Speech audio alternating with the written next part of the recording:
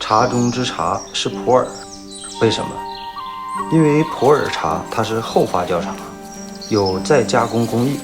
随着时间的延长，不同年份的茶有不同的表现力。它可以根据不同的树种和表现力做绿茶、黄茶、白茶、红茶、黑茶。在制茶人已经经历了无数的工艺细节才能够完成。遇到了普洱茶，想寻根，决定把工作辞掉了，就来到了云南，将近20年了。以做茶为乐，以制茶为趣。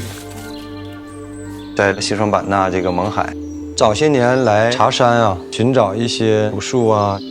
像以前啊，我们采茶都是这样的路，现在有很多地方呢，这种路都修成了水泥路面了。有一次上山哈，采春茶的时候，一场瓢泼大雨，树很滑，很危险。这棵树的树龄应该在500年以上了，你看看它的树根部就知道了啊。所以你看它这个生态好，树身啊全是这个苔藓呀、植物啊、寄生物啊。树枝从采茶开始，采下鲜叶之后萎凋，铁锅里炒制，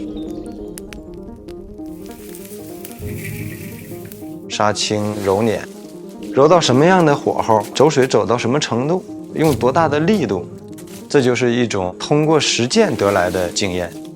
原料决定优劣，工艺决定高度，存储决定升华。我喜欢拼配出浓强度极高、很有层次变化的普洱茶。无拼配不普洱，把不同的表现力的茶做一个取长补短。喝普洱茶重中之重的就是气韵，汤感浓强，这就是拼配的意义。一口好的茶汤啊，入口像汤一样的质感，像油一样的顺滑。少年、青年、老年啊，因人不同，年龄段不同，接受不同。像我自己家的小孩1、2岁的时候就喝茶，我们喝的都觉得有点微苦的，他不嫌苦，他接受的是很自然的味道。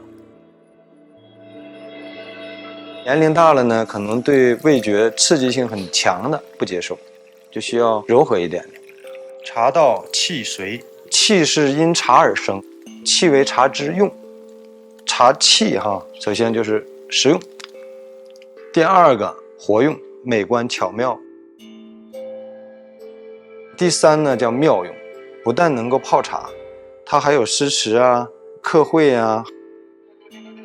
无意中呢，一块泥巴，用手里边揉一揉、搓一搓，把它按成形，用这个木棍呢修一修，就成了一个半开的石榴。做一个直筒的泡口，这样的出水出茶都很畅。龙窑的最主要的是用柴火、松木来烧造，1年只做1窑，大半年时间把它烧制成型啊。手捏柴烧的茶器都是独一无二的，有使用功能，还有一种把玩的效果。